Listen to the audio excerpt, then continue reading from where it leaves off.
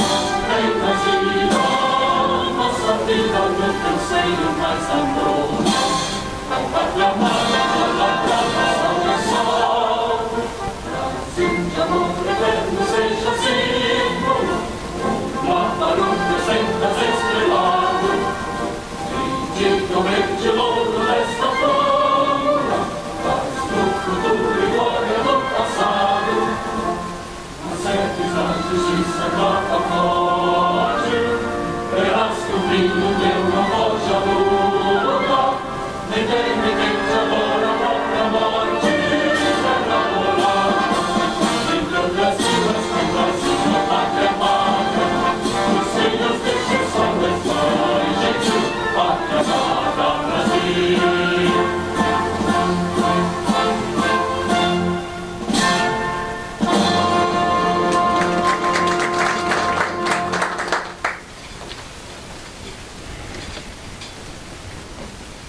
FIERN registra e agradece as presenças de Gustavo Mota, diretor da FIERN, Maria Angélica Teixeira e Silva, superintendente do IEL na RN, Emerson Batista, diretor regional do Senai, Mário Tavares, presidente do Sind Minerais. Agora, assistiremos a todos à exibição de um vídeo sobre a Agenda Potiguar 2019-2022, sobre o Mais RN, projeto de desenvolvimento para o Rio Grande do Norte, com diagnósticos e propostas objetivas de soluções nas mais diversas áreas de administração pública. O Mais RN é fruto de um estudo contratado pela FIERN, a respeitada empresa de consultoria Macroplan, como contribuição ao Estado. Feito originalmente em 2014, o Mais RN passou agora por uma revisão e atualização, que resultaram na Agenda Potiguar 2019-2022.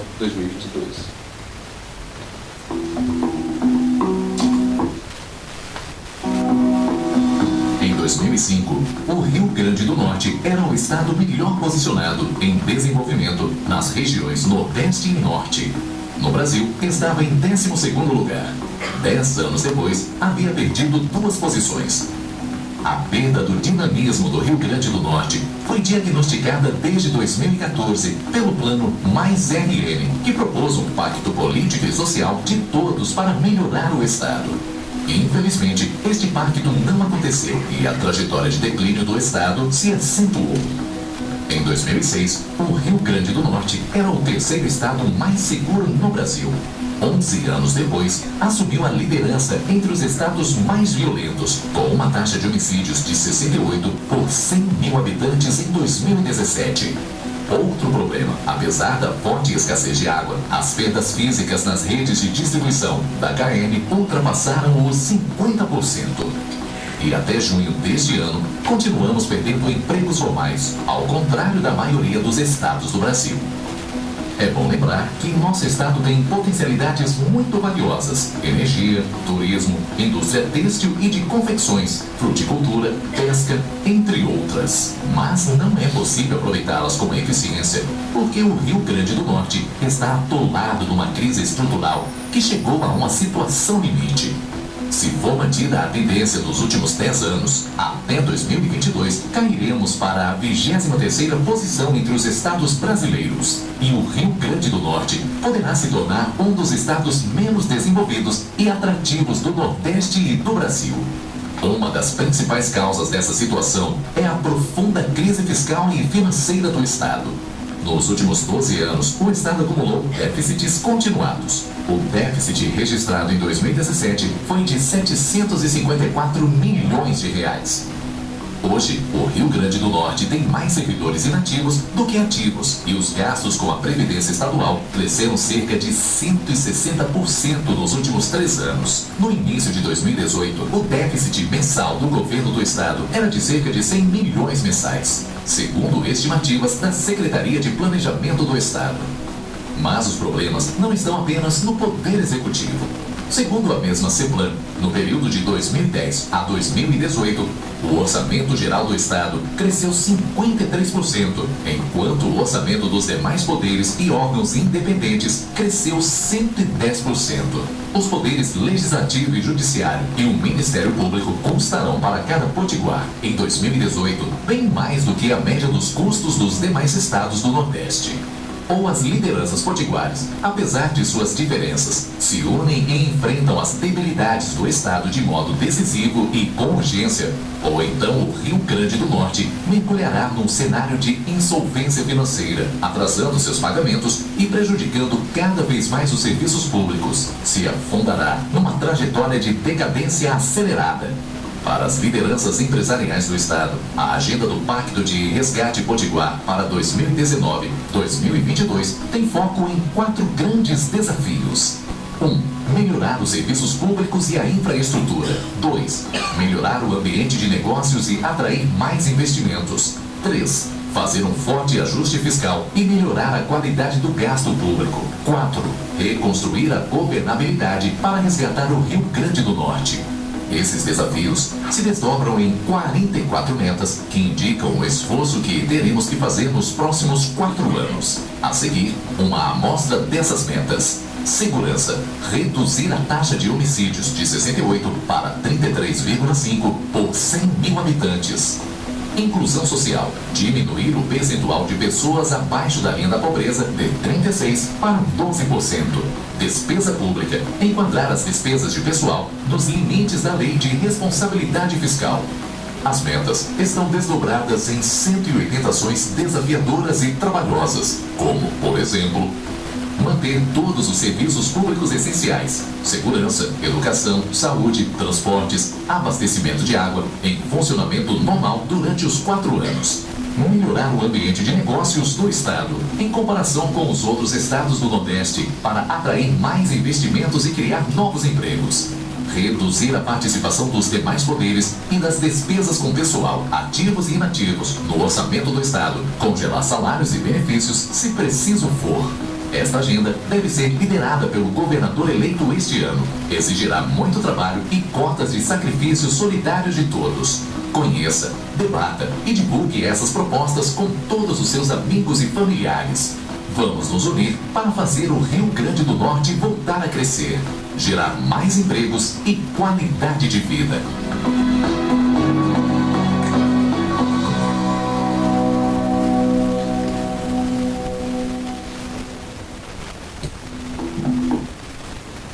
Neste momento, o presidente Amaro Salles passa às mãos do candidato Dário Barbosa uma cópia da Agenda Potiguar mais RN.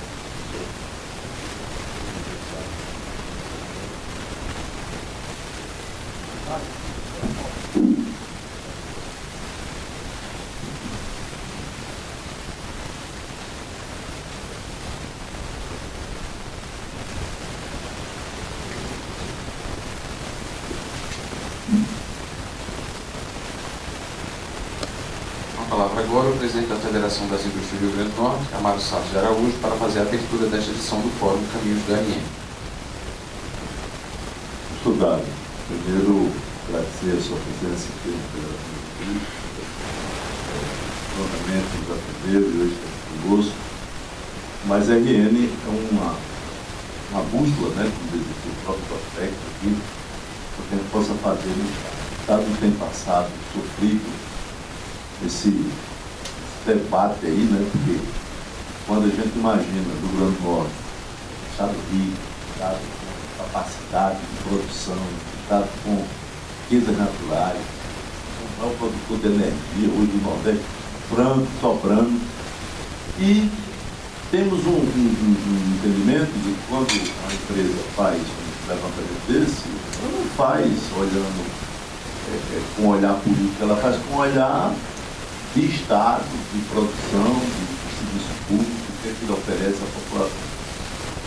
E nos deixa, não feliz, mas deixa confortável, porque a Folha de São Paulo faz esse final de semana um órgão nacional de divulgação e dá um número muito parecido com o que a gente está dando hoje de manhã. Sabemos que isso não é um acontecimento que vem de hoje, vem durante alguns anos o Estado se apoderando da máquina e muitas vezes sem deixar que essa máquina seja desativada, principalmente no que se diz ao seu peso. Nós fazemos a FIERN, gostaria de agradecer aqui a presença do diretor Eider, Gustavo, Mário, aqui presente hoje, em nome dele eu gostaria de soltar restante presente, mas sabemos que o desejo nosso como empresário, como dirigente, é que o Estado fique melhor. Onde eu criei meus filhos, hoje tenho meus netos, futuramente meus netos, você também deve ter essa mesma posição, até pela sua idade somos contemporâneos. Então é que é um Rio Grande do Norte melhor. Quando eu vejo o GFR fazer uma pesquisa, diz assim, a pesquisa, a população hoje, o primeiro item que ela coloca, professor, antes era educação, saúde, hoje ela bota segurança, isso é um papel do Estado, o Estado tem que dar essa segurança. Acordando hoje, ligo a televisão, 8 assassinatos ontem à noite. Então ele está vivendo uma guerra civil aqui no Estado, né? Todos vocês sabem, quando a gente sai de casa, a gente fica com uma preocupação sempre chega. E isso nos preocupa muito. Claro que num momento como esse, onde Nós temos aí 8 pré-candidatos ao governo, um deles, e gostaríamos de escutar a sua palavra, o seu projeto para o Rio Grande do Norte, e dizendo assim, a Fierne tem o desejo de ajudar o governante. Não é sendo lá parte do governo, não. Mas aquilo que a gente pode ajudar, contribuir, né? Eu acredito que os empresários, se as empresas deles vão bem, mas vai ter que estar tem que ir bem também, não adianta ele só a empresa dele. E o Estado também não pode ir sozinho se as empresas não tiverem.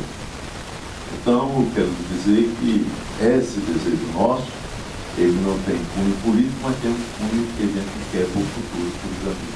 Então, a palavra do senhor para que a gente possa depois fazer alguns questionamentos em alguns aspectos.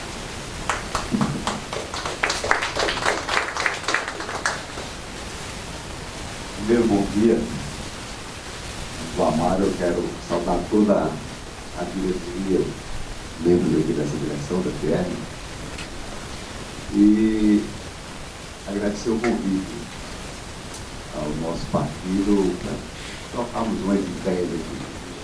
Evidentemente que nós temos algumas ideias, algumas propostas, muitas vezes se chocam com a área da iniciativa privada, mas não significa que nós não tenhamos o objetivo que esse Estado seja um Estado que potencialize a economia. Nós não somos ingênuos de não sabermos de qual a sociedade que nós vivemos, de quais os problemas que tem essa sociedade. Então, nós entendemos que eu estava conversando com agora há pouco, quando a gente dá um exemplo, você falou muito, assassinatos, o exemplo do Rio de Janeiro. Você imagina o potencial econômico que teve o Rio de Janeiro no passado, a riqueza que se produziu nesse estado, na Petrobras, só para citar a Petrobras. E você vê hoje o estado do Rio de Janeiro na situação que se encontra. Esse problema foi um problema gerado a partir da crise econômica dos últimos 3, 4 anos? Evidentemente que não.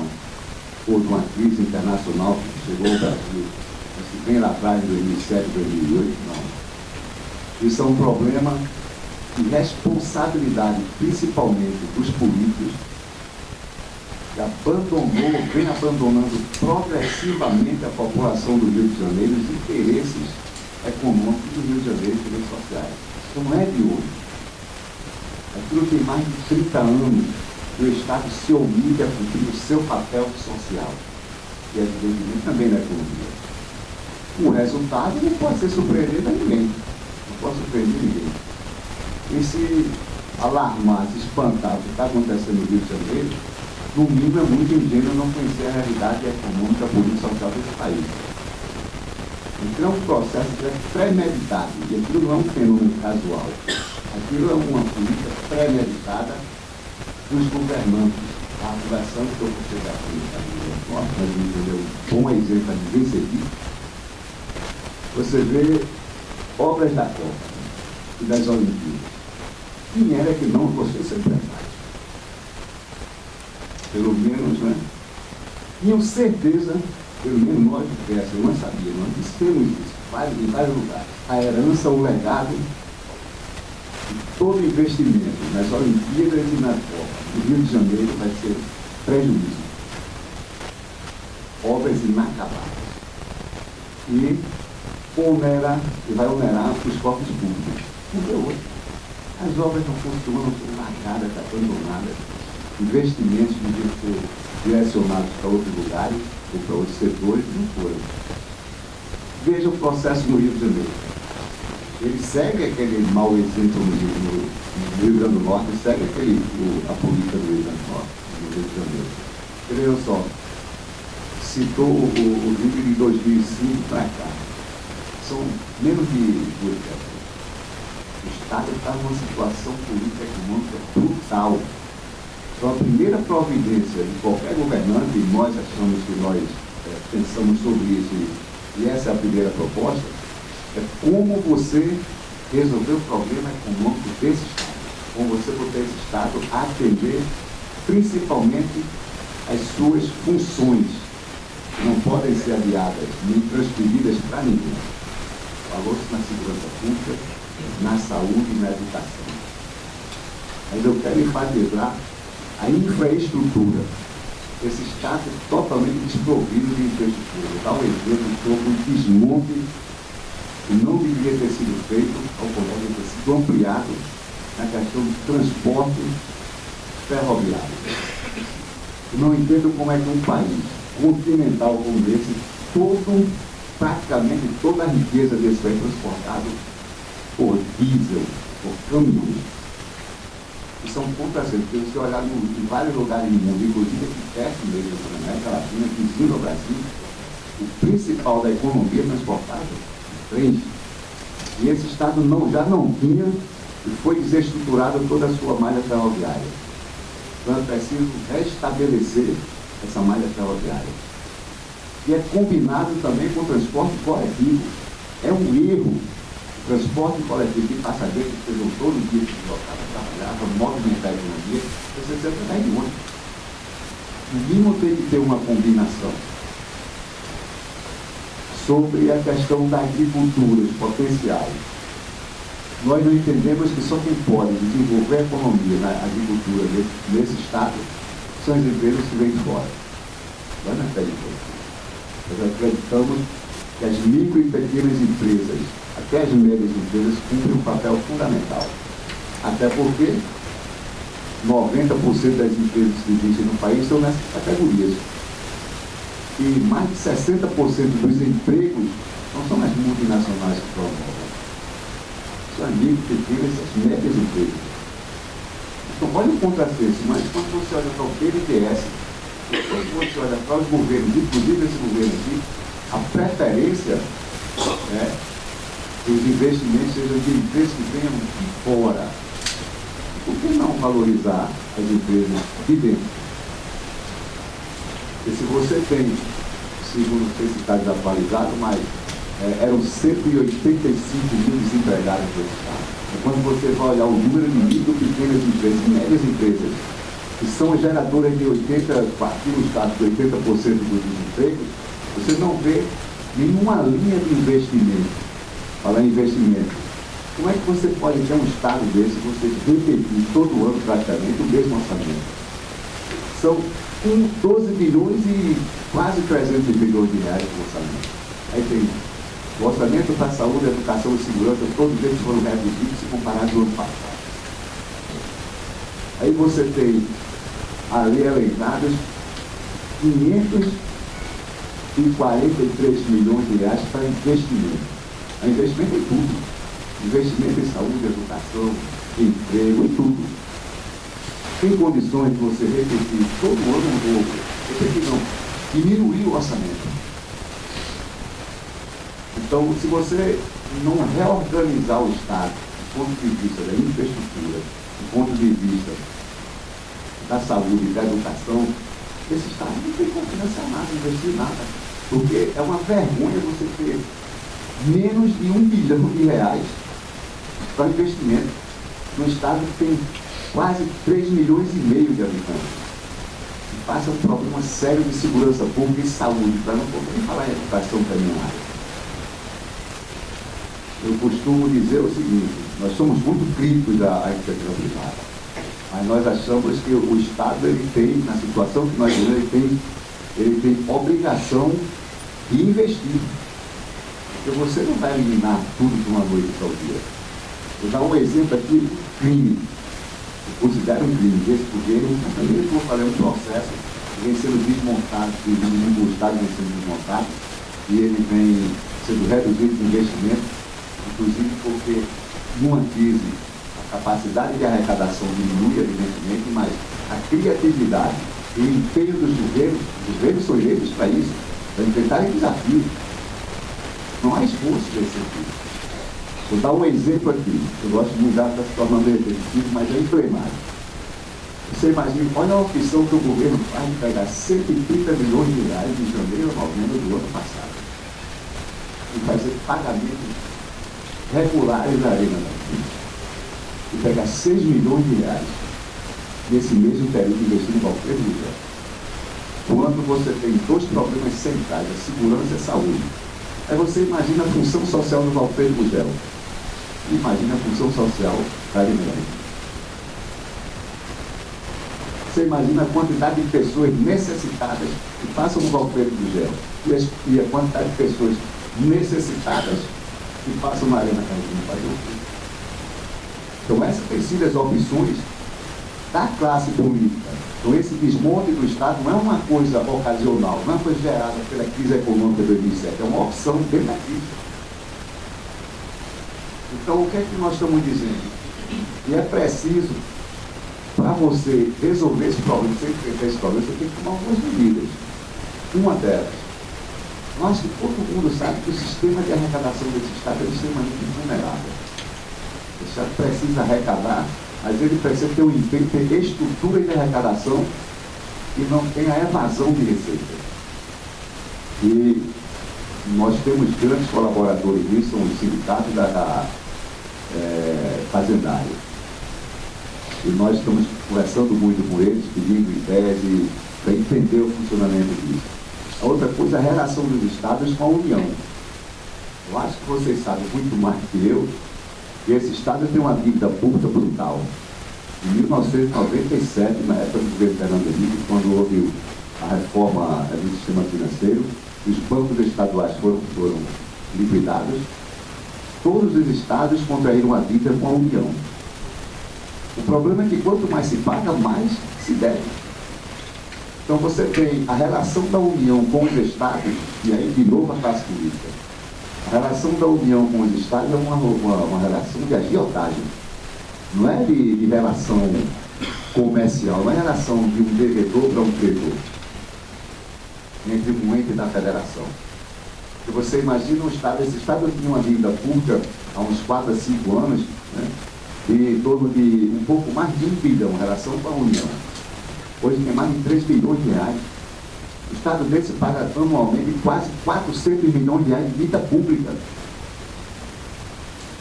Por que os governadores, então dá um exemplo a vocês, os deputados federais, vem a classe política, os partidos principalmente, os deputados federais das regiões Norte, Nordeste e Centro-Oeste, eles representam mais da metade dos deputados federais.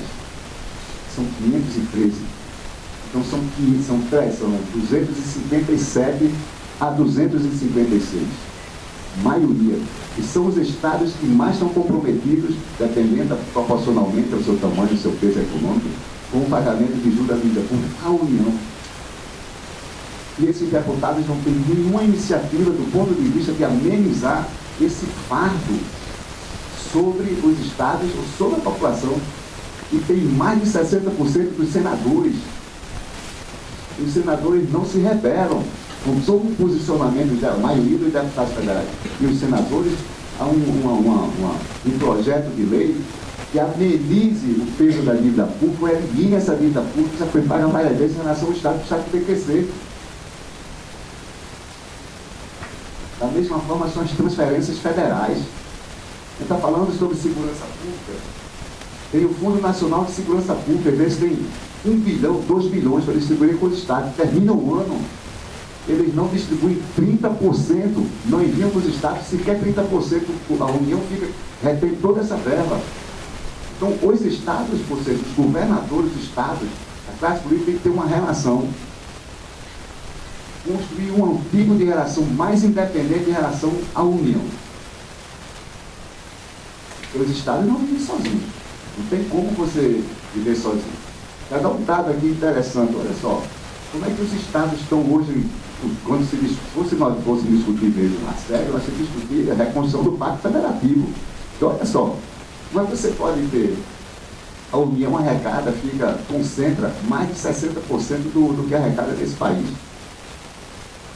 E o restante é distribuído entre os estados e os municípios.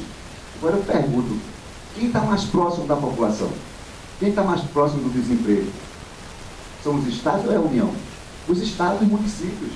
Quem está mais próximo da obrigação de prestar serviço de saúde, educação e segurança, ao investimento? São os governadores e os prefeitos. Não é o presidente da República. A União gera muito menos emprego do que os estados e municípios e as micro e pequenas empresas e as médias empresas. Mas ele concentra a riqueza, a arrecadação, produto do que nós pagamos. Quase mais de 60%, aí distribui um pouquinho com os estados e a minoria, 17%, é para os municípios do que é arrecadado. Então, uma distorção brutal. Então, como nós somos um partido político, a gente vê a economia e política nessa relação, nós fazemos primeiro esse diagnóstico, porque nós entendemos que é preciso, sim, investir na saúde, na educação, nas questões sociais, mas é preciso também investir em infraestrutura. Eu dei uma lida rápida na revista da internet. Olha os potenciais desse estado. Falou em mineração. Esse estado tem um potencial mineral fantástico. Dá um exemplo aqui, o que foi que fizeram com a Petrobras. Eu não vejo os deputados federais, senadores e o governador, às vezes não levantam uma campanha na opinião pública, junto com vocês e junto com a população, a importância da Petrobras como um instrumento de desenvolvimento nesse estado. A Petrobras está falida praticamente, está sendo desmontada, transferindo tudo para fora daqui. Como é que você pode ter uma empresa com uma importância nacional e internacional, que para esse estado é fundamental, que você permite que ela seja gradativamente desmontada sem que você comunique a população de empresarial? Como assim dizer? Então é preciso restabelecer um movimento político e econômico para que você restabeleça a força e a importância da Petrobras como instrumento de desenvolvimento nesse estado.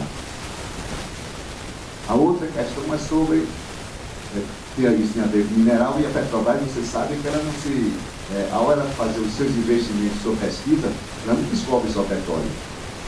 Ela tem a capacidade de descobrir na pesquisa outros minérios, outras alternativas energéticas também. Então, não fica específico o petróleo pré-sal.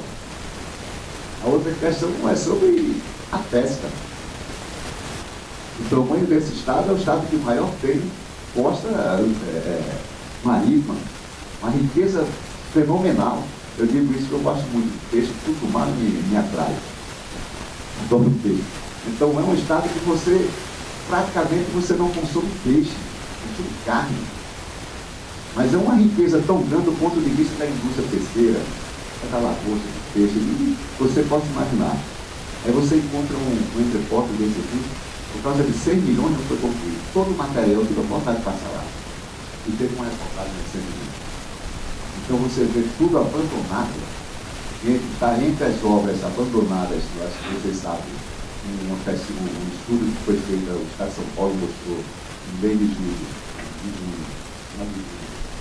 que as obras abandonadas nesse governo, nas últimos 10 anos para cá, eles somam 140 bilhões de reais prejuízo. Significa quase 2% do produto interno bruto desse país, tudo abandonado. Aquela obra ali é uma delas. E precisa só de 100 milhões de reais para você ter a capacidade de você atrair, gerar emprego e não se faz nada. Então, nós temos essas preocupações, Amado, porque isso não é uma obrigação só de um partido, isso é obrigação do conjunto da sociedade nesse estado. Queria levantar também algumas questões sobre a questão do emprego, que está no nosso programa. Eu acho que vocês ouviram falar. Então, falando de obras públicas, que tem a ver também com infraestrutura. Falei aqui a questão do transporte ferroviário, montado, nós temos um estudo, não só para o Brasil, mas aqui, inclusive para o Estado, fizemos uma cartilha mostrando o quanto necessário para investir, quanto geraria de emprego, os locais mais adequados, né? Está aí estruturando ele, por onde se dá o desenvolvimento, a prioridade para o desenvolvimento do transporte de massa. Mas nós fizemos, nós achamos que tem que ter um plano de obras públicas, por quê? Porque nós sabemos que a construção civil já tem uma capacidade muito grande de gerar empregos, mas não é só um único tipo de emprego, porque na escala, né, na cadeia produtiva tem um monte de profissionais. E esse Estado, como eu falei, como não tem infraestrutura, precisa de um plano de obras públicas. Agora, em 4 anos, você tem um plano de obras públicas em 4 anos, você decide ter uma relação diferente com a União, em relação à dívida pública, para que essa verba, vamos estipular, né? Vamos estipular, nós vamos fazer uma negociação para que durante 4 anos o Rio Grande do Norte não transfira nada anualmente, porque o pagamento é mensal, mas anualmente, para a União. Para quê? Para que se vista aqui. Tem um elemento também que nós estamos levando em consideração. A gente sabe que tem uma dívida, a dívida ativa do Estado, né, que são de 7 bilhões, só um refis de 0,26. Nós sabemos que muitas dessas dívidas não terão as condições de ser usadas nos cofres públicos. Mas qual é o esforço que o governo faz para você ter um mesmo processo de negociação, você receber parte dessa dívida sem ser 0,26? 0,26 significa menos de 20 bilhões de reais, e os técnicos compararam no estudo, isso vai significar, pelo tempo de recebimento que vai entrar no estoque do Estado, isso significa de fato 10 milhões de reais. Quer dizer, então nós temos um potencial muito grande para a arrecadação, que nós de arrecadação, inclusive, mostra que a receita não cai, a receita, mesmo no tempo de crise, a receita vem se demonstrando positiva, não negativa. Então, de onde é que você vai tirar esse dinheiro? O Estado e o governo percebeu que são prioridades. Então, o que é que pode desenvolver esse Estado? É um movimento que o governo possa fazer, junto com muitos micro e pequenos empresários, né? Nós somos muito críticos às grandes empresas. Muito críticos por quê? Porque o faturamento, o lucro, ele é desproporcional aos empregos que gera. É diferente da micro, pequena e média empresa. E o lucro é muito grande e a qualidade dos empregos e a proteção desses empregos são baixíssimos. Então, nós somos muito simpáticos da nossa política para trabalhar com essa relação dessas categorias de empresas. Porque, veja só, por que nós estamos dizendo isso? Porque é preciso que o Estado tire dinheiro de algum canto. Aqui tem uma coisa que nós não concordamos, vamos ser francos, né? Que é na reestruturação do Estado, na reorganização do Estado, das finanças do Estado, nós não temos acordo, digamos, de rebaixar salários e congelar salários. Porque, na verdade, sempre são os trabalhadores, tanto da iniciativa privada como da serviço público, eles são os primeiros a pagarem o preço da crise. Sempre são eles. Sejamos sinceros. Vocês têm empregados, né, trabalhadores com carteira assinada, a gente sabe como esse movimento se dá. Porque outro dado interessante é que a maior parte dos recursos do Estado é indo para os aposentados. Olha aquilo que eu falei atrás do processo.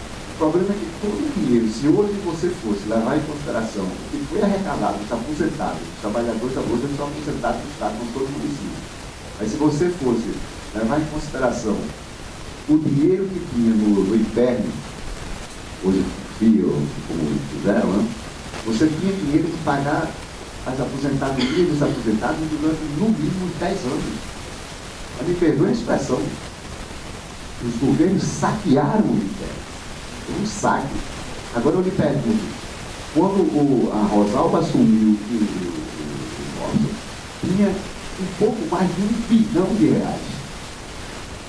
Eu lhe pergunto, dá ou não dá para você ter respirar no pagamento da folha dos aposentados? Por um tempo, não para toda a vida, mas dá. Aí você tem outra questão que você tem que ver, quando a gente fala na questão de nós somos críticos em relação a reduzir o salário, o congelamento do salário, porque a economia ela não para e a inflação também não para. Você congela salário mesmo, você tem inflação de 3, 3,5%, ou 6, 7, dependendo, né? Então você não restituir isso para os salários, eu acho que também é um sacrifício muito. Mas nós achamos que o Estado já abandonou também a política com os seus servidores. Não tem uma política efetiva que o servidor olhe e diga, hoje eu estou vivendo desse jeito, amanhã eu sei mais ou menos que vou ter. Hoje eu estou na ativa, amanhã quando eu for para a aposentadoria eu sei que minha vida. Não tem. Quer dizer, em todos os aspectos que você imaginar, esse processo que já está aqui mais de uma década, ele vem desmontando o Estado. E eu quero dizer, para nós, o Estado ele não é uma coisa só estatal.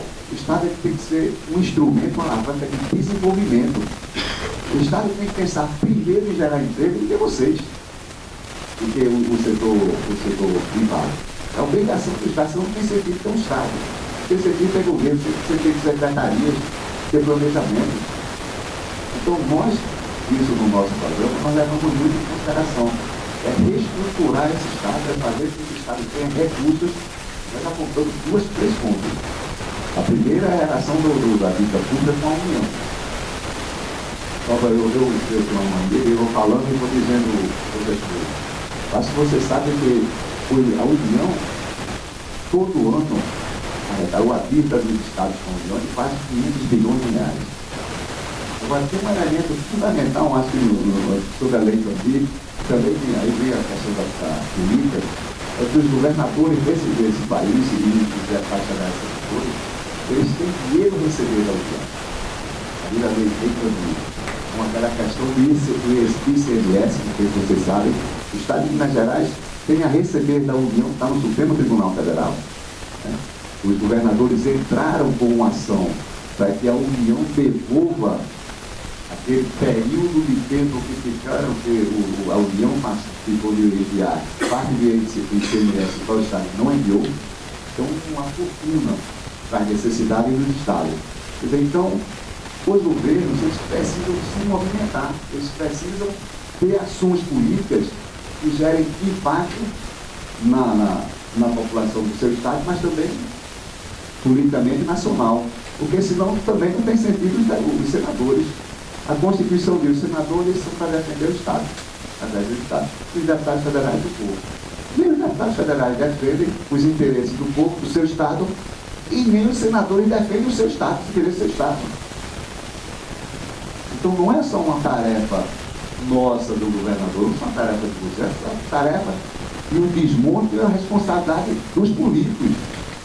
E abandonaram o Estado, a população e os investimentos. Então, quando vocês estão vendo que boa parte do que eu estou falando aqui são constatações, mas nós apresentamos uma série de projetos, o plano de obras públicas, investimento na indústria pesqueira, a relação da pequena e microempresa, onde eu fui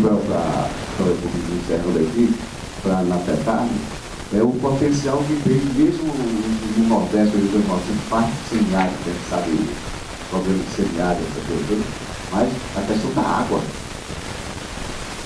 Eu ainda venho dando uma pesquisada e estudando realmente sobre a questão de captação de água. O problema é que a matriz de captação de água e a preservação de água não mudou nada. Continuam sendo as barragens, os açudes e as cisternas. Além de ser muito oneroso, do ponto de vista de duração dessa água, com o clima como nós temos, isso não dura quase nada. Boa parte vai embora, evapora pela própria natureza. Então existe um sistema de captação de água que, quando chove, como você aproveitar a quantidade, passa um dia chovendo. E diga onde foi que se aproveitou a água. Se não cair na lagoa dos Cremóis ou dos Açudes, nas barragens, ou se você não tiver alguma cisterna, alguma coisa, sei lá, individualmente, nada se aproveita. Então tem sistemas onde qualquer parte você pode acumular água. Todos esses municípios, 167 municípios desse estado, têm condições de ter reservatórios de captação de água cobertos, que evite a evaporação. Mas isso precisa investir em ciência, em tecnologia, mas também em construção. Porque senão você não sai dessa matriz, a mesma coisa da matriz energética. Nós achamos que essa matriz de petróleo, nós temos no nosso programa a pesquisa, o investimento em novas formas de energia, novas fontes de energia. E hoje está sendo constatado que o petróleo vai ser abandonado daqui a um dia. Ele será obsoleta. Então também nós estamos fazendo uma proposta sobre quais as alternativas energéticas. Tem a questão solar, a só tem mas aqui tem a questão do vento, mas tem outras formas de biomassa. Agora precisa ter investimento. Significa que vai produzir tudo de uma vez só e resolver todos esses problemas? Não. Agora, como é que nós vamos começar? Então, nós estamos dispostos a, dentro desse conjunto, desses setores de investimento, nós estamos dispostos a fazer uma discussão e começar a fazer alguma coisa, porque senão isso aqui não vai virar o Rio de Janeiro, não, vai se tornar muito pior. Então, eu queria agradecer a vocês e pedir desculpa também por uma certa diariamente nós vamos colocando, mas a gente fica a aproveitar a oportunidade e deixar aqui a vontade para que vocês fiquem também à vontade para questionar. Obrigado.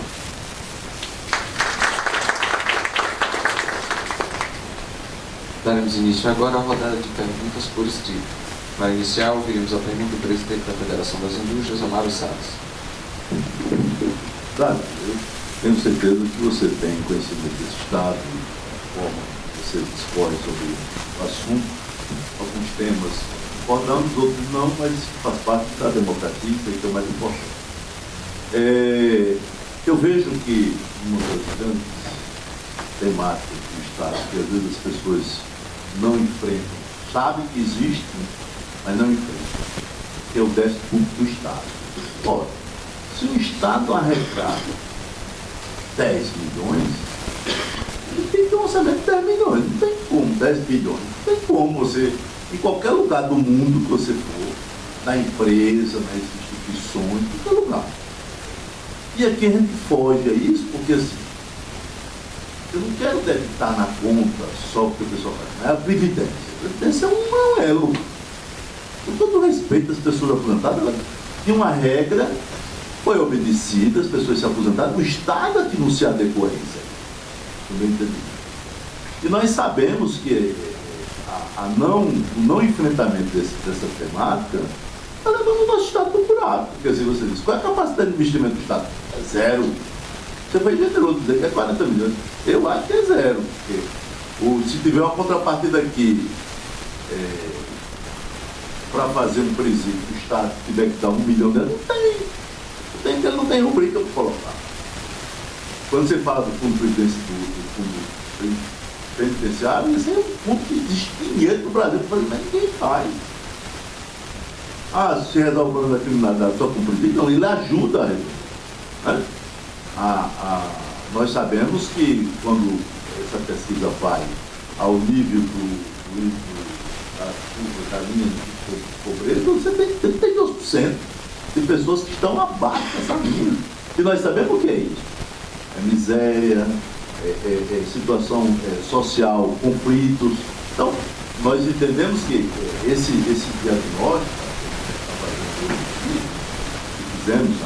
construímos esse diagnóstico, não são nada que inventou. Ele pegou as áreas de atuação, de resultados, fizemos metas indicativas, fizemos perfis de ações com objetivo. Então, assim, até isso confunde algumas pessoas, pensando que a gente quer ser o governo. Não, eu acho que o governo, você governador do Estado, a perna de ó, está aqui, a gente tem que ir. A prioridade quem vai escolher é você, como dirigente, como governante, e a PIER vai acompanhar. É tanto que esse investimento que nós estamos doando para o Estado, o Mais RN não é mais da PIER, ele é um órgão público, todo mundo pode acessar. A nossa obrigação, sim, é manter essa informação para a população e vamos fazer mais. Vamos criar um observatório para que as pessoas possam escolher. Não fez ações que o governo fez. Não fez nada. A população vai saber. A gente vai só divulgar. Eu acho que é um monitoramento que pode ser feito por todos. Todos estão aqui e estão na rua. Então, eu gostaria que você me discorresse um pouco assim. Esse déficit público, ele precisa ser atacado, precisa ser pensado. Não pensar que é só a aposentadoria, mas precisa de coisas, esses gastos que as instituições teimam em fazer, né? Um conflito que você tem. A gente tem até um conflito assim. É um Estado pobre dos seus recursos, mas rico para gastar. Assim, é o meu cara que tem um cartão de crédito de R$1.000 e gasta 3. Então não tem como fazer isso. Né? Eu acho que até um conflito. Então eu gostaria que vocês nos mostrassem pelo menos o seu pensamento, porque no vídeo diz assim, do ano de 2012, ele participava na economia do 12º ano, e disseram que estava uma representação boa, também não estava. Em 2014, quando ele fez efetivamente a pesquisa, passou para 14. E a gente já tem aqui indicativos, se a gente não fizer nada, isso que a gente está pelo menos esse indicativo. Nós vamos fazer o terceiro. Então, é um ponto oposto. Então, eu gostaria de fazer esse questionamento. Esse é o problema que geralmente os governos estão vivendo. A União é dessa forma. Agora, Amara, eu queria chamar a atenção de todos vocês sobre a situação do verso crítico. Pessoal, qual país tem uma relação com o sistema financeiro que o Brasil tem? Nenhum país. Não existe absurdo. O Brasil teve um PIB, né? Vamos arredondar, de 7 trilhões de reais. E ele tem,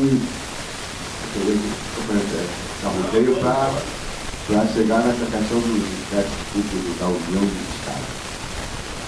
Aí você tem quase 70% disso comprometido com juros de dívida pública. Isso não é uma internacional.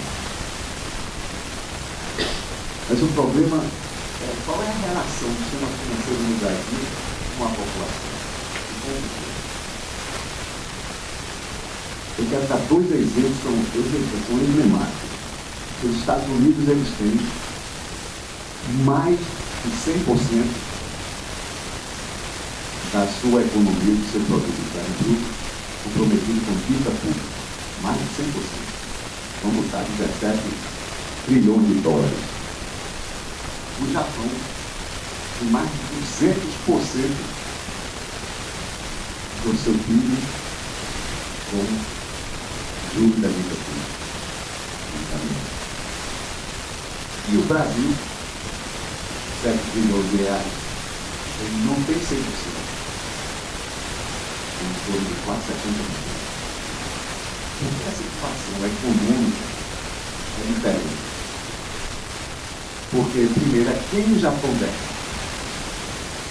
A dívida pública do Japão era que estava mais de 200%, né?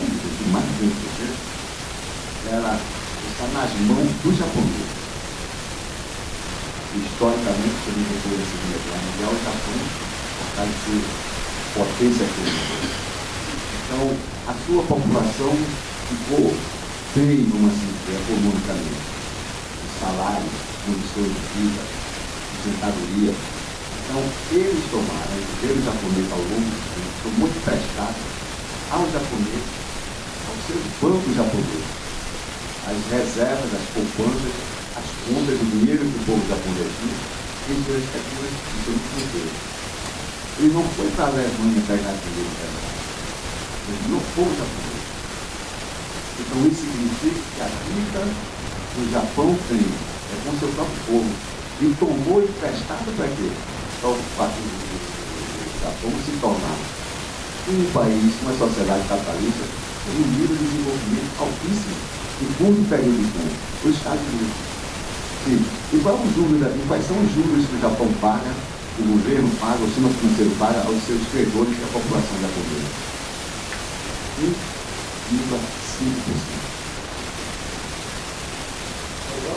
Ao ano. Estados Unidos. Estados Unidos era todo mundo. A maior dívida pública, se comparado, não comparado, Japão, se comparado ao mundo, os Estados Unidos estão em todo canto do mundo. Também tem vários militares que tem uma guerra e tem um custo. Então, quais são os juros dos Estados Unidos? Às vezes não chega a 1%. Agora aumentaram recentemente, mas não chega sequer a 0,7%. Quando se toma dinheiro emprestado no Japão, nos Estados Unidos, se paga quanto? E quando você vai no cartão de crédito dos Estados Unidos e Japão, você paga em torno de 500%? Não. Você imagina o que é o sujeito pegar o cheque especial e o cartão de crédito, você pagar em um quase 500% e outro quase 300%? Nem o mercado clandestino de armas no mundo, nem o mercado de droga, os cartéis no México, nos Estados Unidos e aqui, se remunera o capital da forma como o sistema financeiro remunera aqui no Brasil. É o único país que você vai comprar, usa o seu cheque especial. É o único que o cartão de crédito você paga quase 500%. Vou contar outra história, só para estou arrodeando para reforçar a questão dos estados. O que é que estão fazendo com os estados? O ano de 2017. Olha a benevolência, começando pela União, sacrifica os estados e municípios. E é generoso demais no sistema financeiro. Olha só, em 2015, os bancos sediados aqui no Brasil, eles terminaram o ano com quase 1 bilhão e 100 milhões de reais. Disseram que não conseguiram fazer negócio. Imagina, a Caixa Econômica teve um rendimento brutal agora, já esse ano. Banco do Brasil, para todos eles. Agora, olha só, eles pegaram, ficaram com 1 bilhão e 100 milhões de reais sem conseguir circular, emprestar a juros de agenda, de 350%, 500%. E o governo fez? O governo pega esse dinheiro, toma emprestado e remunera a 10%, 12%. Mas o banco tem tudo emprestado, a população brasileira, a grana, ele é tirado juros altíssimos. Para quê? Para remunerar, em base a título de dívida pública, a um dinheiro, 1 bilhão e 100 milhões, que os bancos disseram, a gente não conseguiu emprestar esse dinheiro a ninguém. Aí o governo, então me empresta. Mas havia necessidade? Não. E outra coisa, o endividamento público da União, que esbarra nos estados e municípios, eles não são para a saúde. Não é dinheiro para investir na saúde. Não é dinheiro para investir na educação. Não é dinheiro para investir na segurança. Não é dinheiro para investir na indústria, na pesquisa mineral. Não é para estruturar o transporte de carga sobre trilhos. Não é para isso. É para transferir riqueza para o sistema financeiro. Evidentemente que muitos setores da indústria, do comércio, vão ficar prejudicados por você ter fonte de investimento. Evidentemente que os estados não terão como se financiar. Então, quando eu estou colocando isso, que o endividamento dos estados e dos municípios tem a ver com o endividamento dos municípios. Desse público da União, ele é repassado, ele é dividido por estados e por municípios. Não é cada um que gerou o seu déficit público. A União impôs um déficit público aos estados, aos outros entes da federação. Então não foi uma coisa escolhida, não é uma coisa escolhida decidida pelo governo. Quando você tem um sistema de previdência hoje, a gente falou em previdência, nós temos alguma experiência sobre isso, né? Quando nós temos um sistema de previdência hoje que é acusado, caluniado, de ter um déficit de 100 bilhões, é porque não se diz de fato quem é que controla o dinheiro da previdência, é o Tesouro. É o ministro da Fazenda, é o ministro da Previdência e a presidência da República, o Banco Central, o Tesouro. Eles retiram o dinheiro da Previdência. A Previdência nunca foi deficitária. Nunca foi. Porque principalmente o regime geral de Previdência, a transferência dos prejuízos do pagamento de juros da dívida pública a juros exorbitantes ao sistema financeiro nacional e internacional, faz com que o governo todo dia ele emita títulos do Tesouro para captar recursos. Quer dizer, o próprio governo é uma agiota dos outros dois entes da federação, do Estado e do município, e se ajoelha a agiotagem do sistema financeiro. Como romper isso? Porque senão se você não romper com isso, nos estados e nos municípios, os governadores não fazem nenhum movimento para acabar com essa exploração. Os deputados federais não fazem, os senadores não fazem. Então, como você vai dividir? A União divide os seus prejuízos.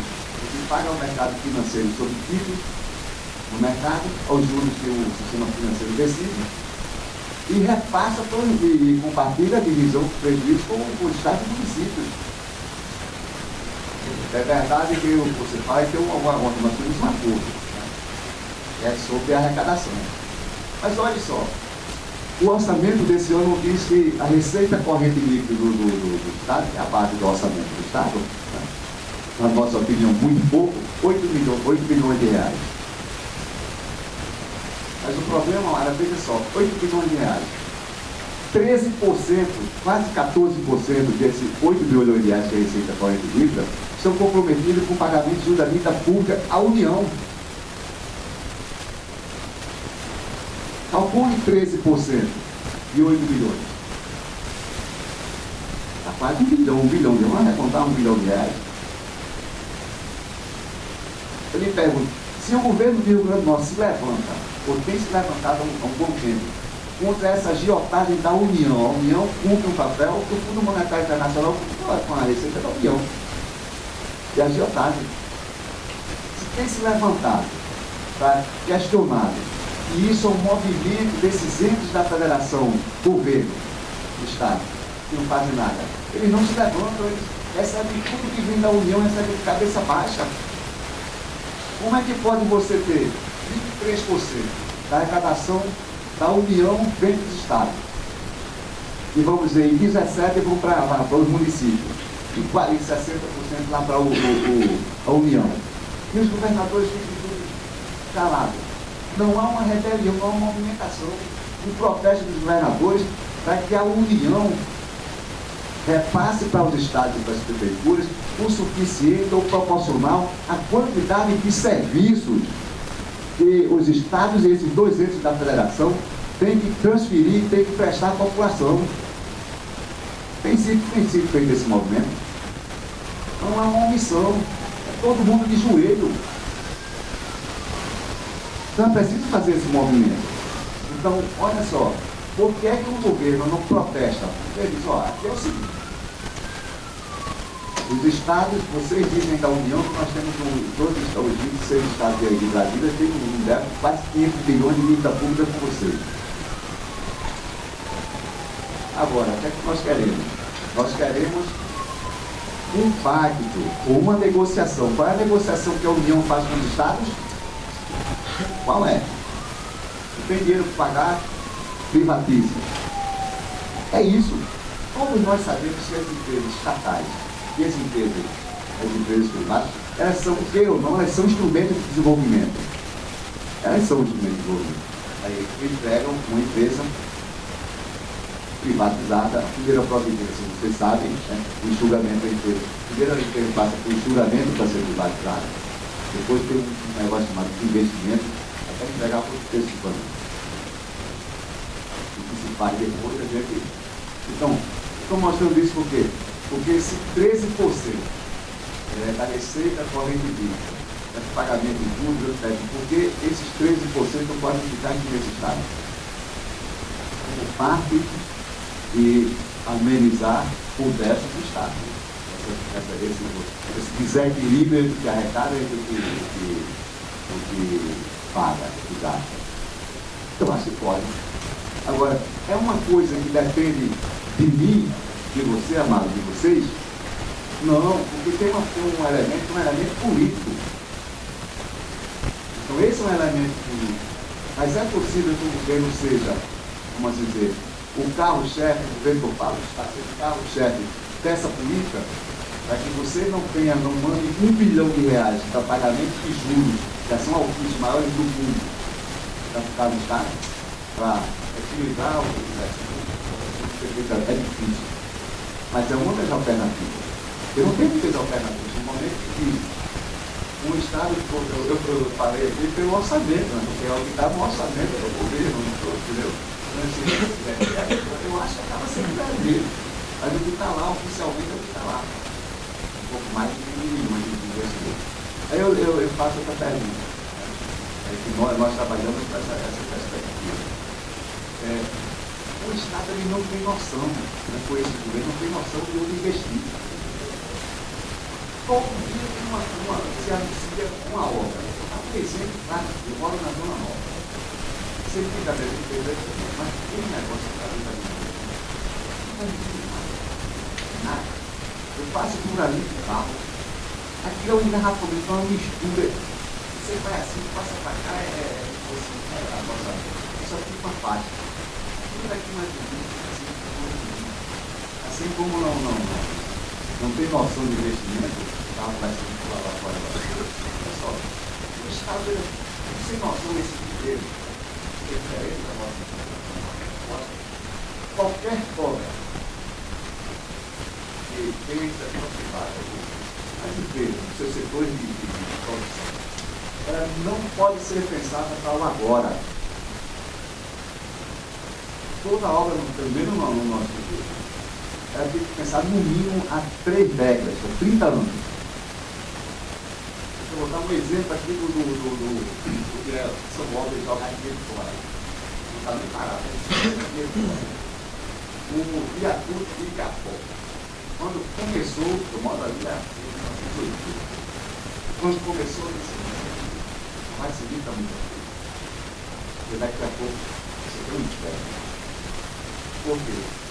Porque fez o viaduto, mas não fez nada. Ali na avenida,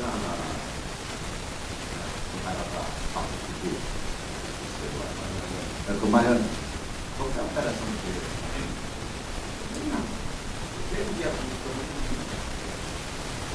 E não fizeram coisa nenhuma. A outra ponta é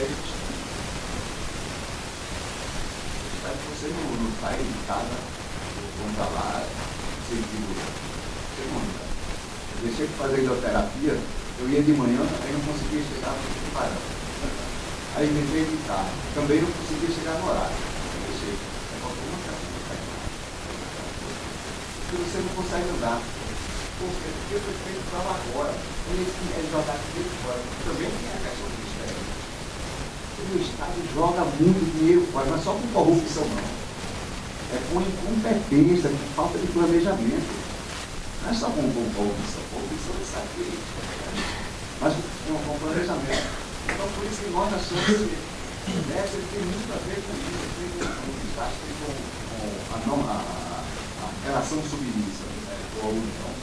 E tem também uma política, por isso que ele está muito preocupado com essa história, conversa muito com a receita, da prova do inferno, né? E ele diz que conseguindo sistemas de arrecadação mais pais, aqui é uma sonegação principalmente de outros estados. Daqui é mais difícil, acho que vem de fora.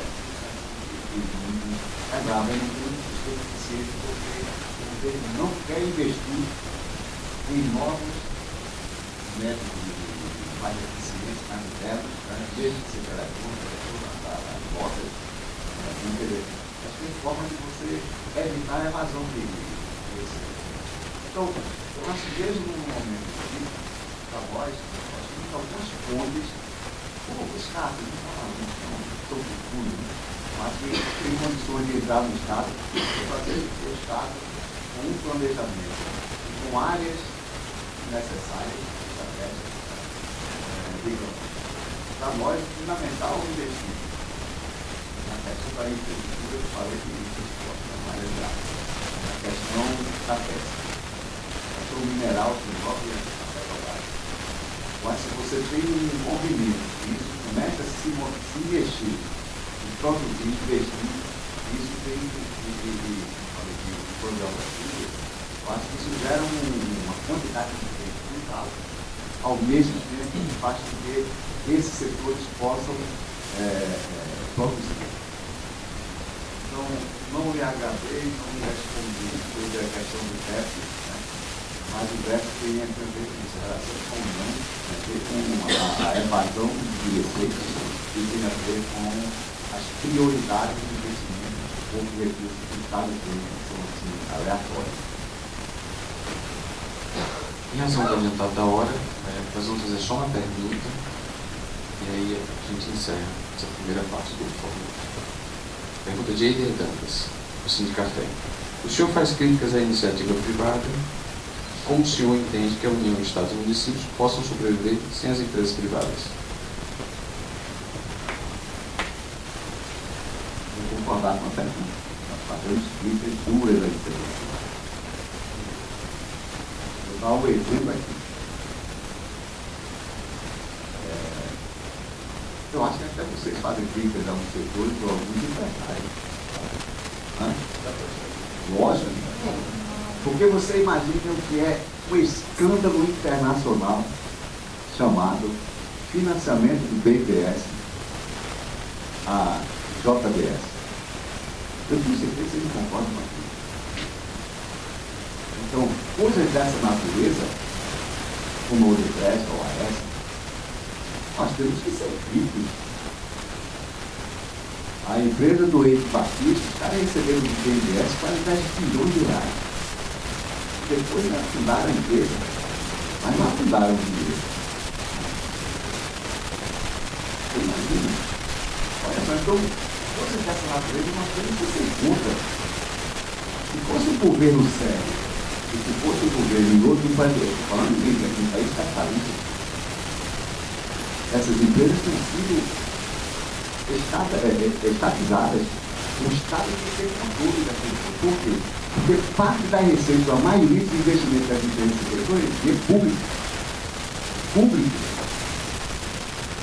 Mas os governos são tão leninos, tão complacentes, tão omissos, que não tomaram nenhuma medida. A medida está sendo contra o quê? Está sendo contra a economia.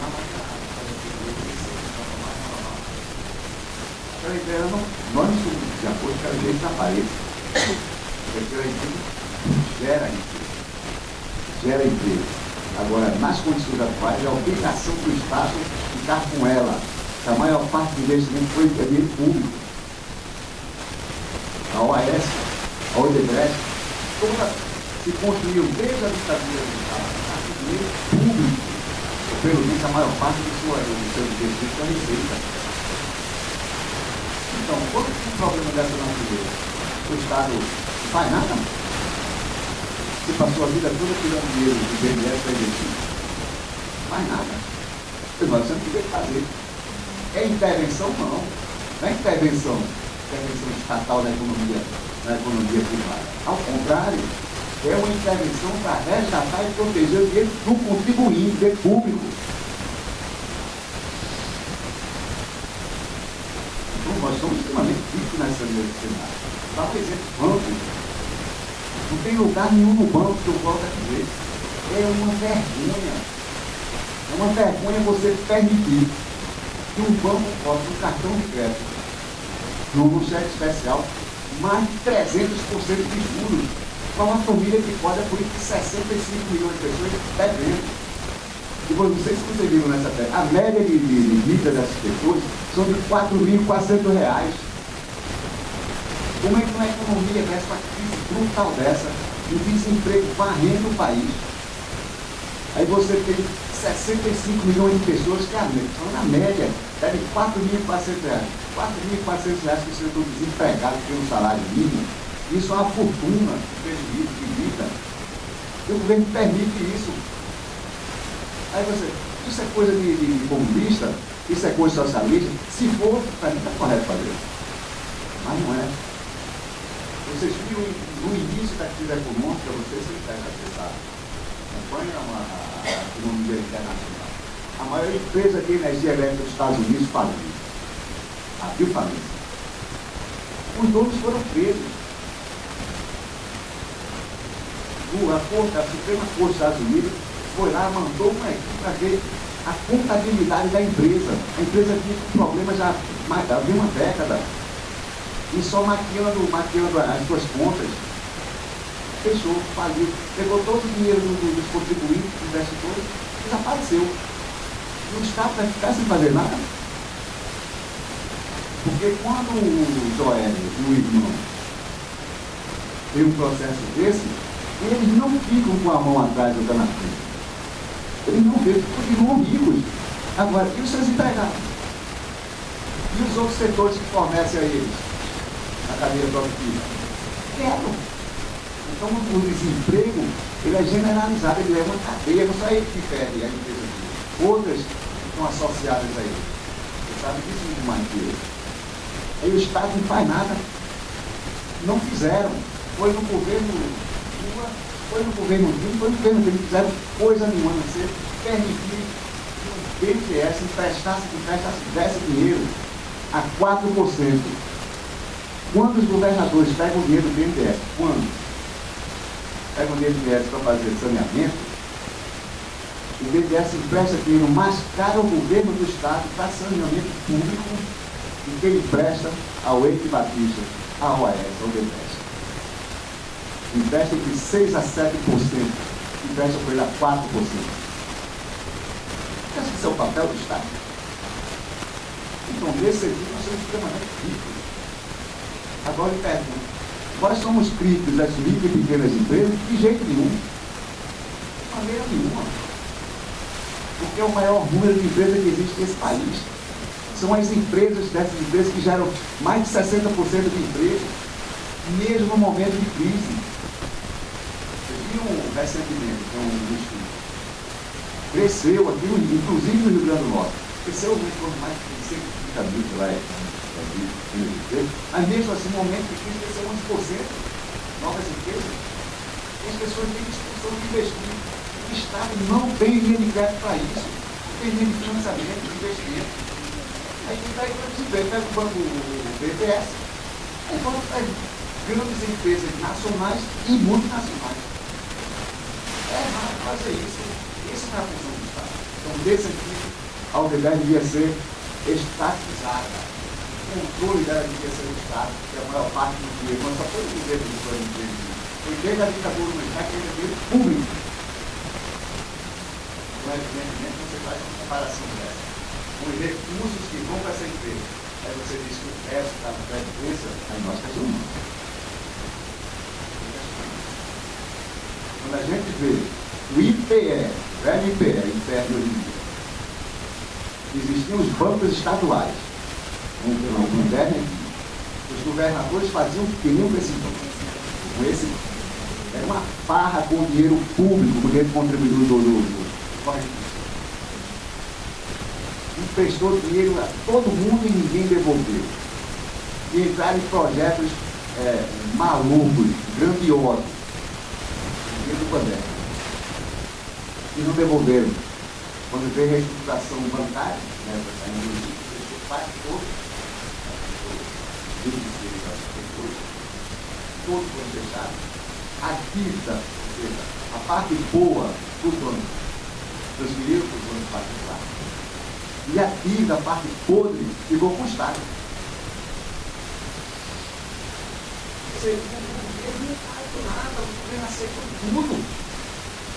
Entendeu, Mário? Então são essas questões que vocês têm um papel também fundamental. É não aceitar tudo que esses governos falam, que dizem. Eu acho um crime, sempre cara, porque como eu gosto muito de política, de economia, eu me ajudo, me perdoa essa animação. Aí eu digo para você não pode permitir. O BNDES é um banco para desenvolvimento. Então, mas ele não pode dizer, só pode, a maior parte de sua receita, dos seus fundos, isso vai fora desse país. Fora que ele fortalecer uma economia capitalista. Eu considero um socialista. É uma tradição de economia. O Japão não fez isso. O Japão é o que é. Ele priorizou as empresas dos Estados Unidos. Você sabe o plano lá. A guerra acabou com todo mundo, principalmente Itália, Japão e Alemanha. Olha o plano lá. Sempre volta para a questão do Brasil. sempre não. Porque o que ela pensa? Isso foi na Suíça, aqui já estava levantado. Nós aqui temos uma decisão a tomar. E como boa população alemã, nós não vamos pagar a dívida do plano Marshall, ou a gente continua pagando a dívida dos Estados Unidos, aí os outros países, ou do contrário, a gente reforma na perspectiva que nós queremos desenvolver. Qual foi a opção da Alemanha? Não pagamento de dívida pública aos Estados Unidos, o plano Marshall. Fundo de investimento para os países derrotados, tomaram uma medida unilateral. E quero dizer a vocês sobre o que é medida unilateral. O Fundo Monetário, todos os contratos com o Fundo Monetário Internacional, o país que assina tem direito de tomar uma posição unilateral de não pagar ou de decidir como será o pagamento. Porque tem a ver com soberania nacional. E esse país vive há muito tempo que não tem soberania. A dívida pública, os banqueiros, os sistemas financeiros decidem os juros daqui. O Banco Central está uma comédia. O Banco Central aqui é submisso ao sistema financeiro internacional. Então, esse país, esse governo aqui, vamos começar pelo Rio Grande do Norte, está disposto a dizer os 14%, 13%, tá? 13%. A receita corrente líquida, nós vamos passar 4 anos sem pagar. Aí eu digo, vocês vão ficar com a gente vai retalhar vocês, não tem mais nenhuma transferência federal. Eu tenho que ir para isso. Eu tenho que ir para Alagoas, tem que ir para Sergipe, tem que ir para Bahia. Aí tem que fazer uma peregrinação para que esses entes da federação questionem primeiro, questionem o valor da dívida pública. Os estados e depois começam a pagar. Ou os pagamentos financeiros são aumentar mais juros. Toda vez que a União investe dinheiro do Estado para pagamento de alguma coisa, salário, os juros da dívida aumentam.